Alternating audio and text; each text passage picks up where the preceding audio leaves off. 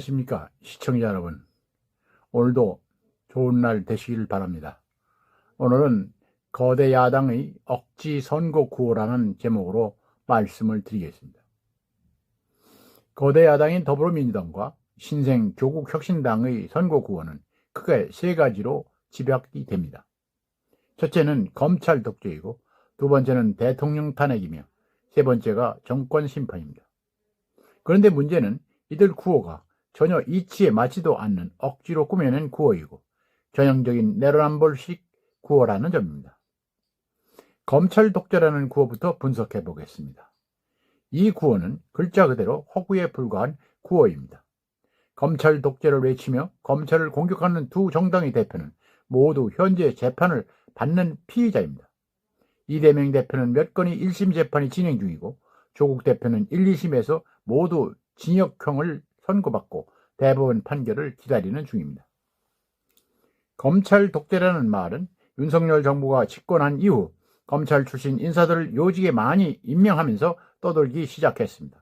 그런데 어느새 이재명 대표와 조국 대표가 자신들이 수사와 사법 처리를 불법적 인권 탄압으로 규정하는 것으로 바꾸어 버렸습니다. 다시 말해서 이 대표는 자신에 대한 검찰 기소를 지난 대선에서 패배한 죗값이라고 주장하면서 검찰을 공격합니다. 그러면서 판사의 재판 출석 명령을 검찰이 공작으로 규정합니다. 언어도 다닙니다. 조 대표는 또 총선 뒤에 받은 대로 대갚아 주겠다고 공언합니다. 현재 진행 중인 재판은 검찰의 기소가 옳은지 여부를 법원 판결로 밝혀낼 것입니다. 그런데도 이들은 검찰 독재 타도를 명분으로 내세워 법원 판결이 아닌 선고로 결판을 내겠다고 합니다. 이들은 사법부의 판결 절차를 거부하고 민심을 선동하여 검찰 기소와 법원 판결을 공격하는 구호로 선거를 치르겠다는 것입니다.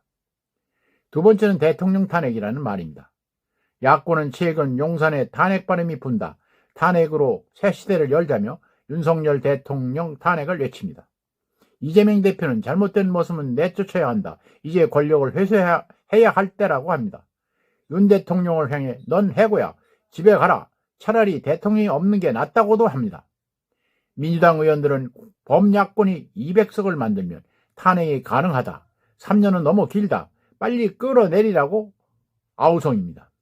조국 대표는 윤 정권 조기 종식과 임기 단축 개헌을 주장합니다. 과거 선거 때는 이번처럼 대통령 탄핵이 일상적인 선거 구호가 된 적은 없습니다. 탄핵을 잘못 꺼냈다간 대래 정치적 역풍을 맞았던 것입니다. 그런데도 국회 다수를 점한 제1야당과 범야권 전체가 공공연하게 대통령 탄핵을 선거구호로 삼고 있는 것입니다. 탄핵은 대통령의 직무행위가 헌법과 법률에 위반일 것을 전제 조건으로 합니다. 이로 인해 심각한 헌정위기가 닥쳤을 때 이를 극복하기 위한 최후의 수단입니다. 지금 윤석열 대통령은 오만한 태도로 비판을 받는다고 합니다. 하지만 이는 국민정서적인 문제일 뿐 헌법과 법률을 위반하는 것은 아닙니다. 그런데도 야권은 매일 대통령 탄핵을 외치고 있습니다. 도저히 정상적인 것이라고 생각할 수 없습니다. 마지막으로 정권 심판이라는 구호입니다. 이번 선거는 대선이 아니라 총선입니다. 정상적인 상황이었다면 총선이 정권이 중간평가여서야 하는 것입니다. 맞습니다. 하지만 거대 야당이 의회를 장악해온 지금은 다릅니다. 민주당이 총선 목표를 정권 심판으로 내세우려면 여당이 다수당이어서 정권이 무엇이든지 할 수 있어야 합니다. 민주당은 윤석열 정부가 어려운 상황을 해결하지 못했다고 탓하지만 거대 야당인 민주당은 정부가 원하는 예산과 법안을 번번이 거부하고 정부의 권한을 축소하는 법안을 만들어 왔습니다. 그 결과 윤 정부는 출범 초부터 야당이 과잉 전제에 걸려서 식물 정부로 출발했는데 무엇을 심판한다는 것인지 알 수가 없습니다. 여서야대의 국회에서 국정의 주도권을 야당이 쥐고 있으므로 정권 심판이 아니라 야당 심판을 외쳐야 할 것입니다. 따라서 이번 총선에서는 국회를 장악하고 있는 더불어민주당을 먼저 심판하는 것이 옳습니다.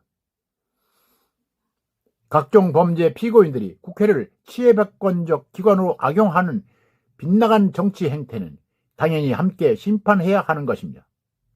국회는 국가이익을 우선해 양심에 따라 국민을 위해 직무를 행하는 의원의 활동 무대입니다. 국회 다수당인 야당이 과연 헌법 정신에 따라 국회를 주도했는지 뒤돌아 보아야 할 것입니다. 유죄 선고를 받았거나 여러 독직 사건의 피고인들이 민주적 정당성을 갖는 대통령을 탄핵하자고 외치는 정치 현실은 도저히 납득이 안 갑니다. 이번 총선은 주권자인 국민이 국회를 다시 제 모습으로 되돌려 놓는 기회로 삼아야 할 것입니다. 그래서 정부 심판 못지않게 거대 야당 심판도 절실합니다. 거대 야당이 또다시 총선에서 승리해 국회를 장악한다면 무슨 일이 벌어질까?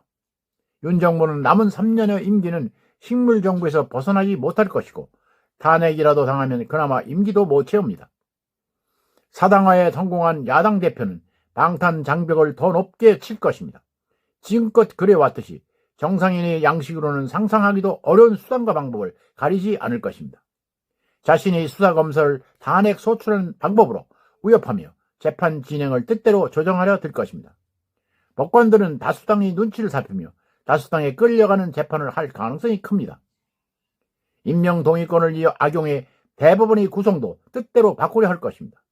대법원 장악이 가장 확실한 방탄이기 때문입니다. 사법부를 무력화하고 되도록이면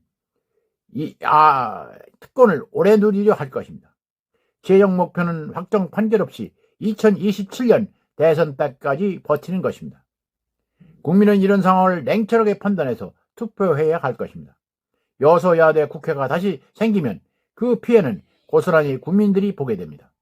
우리가 애써 갖고 온 자유민주주의와 법치주의를 나락으로 추락하게 하는 일은 우리 후손에 대한 큰 제약이 될 것입니다. 오늘은 여기까지입니다. 끝까지 시청해 주셔서 감사합니다.